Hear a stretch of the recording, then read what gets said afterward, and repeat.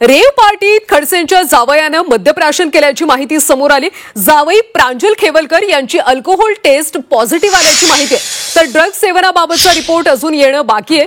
Pune crime ब्रांचनं Kharadi पार्टीवरच्या धाडीमध्ये पकडलेल्या 7 जणांना ससूरमध्ये medical टेस्टसाठी पाठवलं होतं।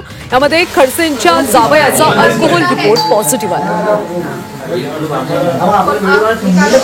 ती खरी रेव पार्टी असेल आणि त्या रेव पार्टीमध्ये आमचे जावई जर त्या ठिकाणी गुन्हेगार असतील तर मी त्यांचं समर्थन करणार नाही, पण पोलीस यंत्रणेने या ठिकाणी प्रामाणिकपणे तपास करावा अशी अपेक्षा आहे। त्या संदर्भामध्ये नीट फॉरेन्सिक लॅबचे रिपोर्ट आले पाहिजे, ब्लड रिपोर्ट आले पाहिजे आणि सर्व रिपोर्ट आल्यानंतर याच्यावर अधिक भाष्य करता येईल।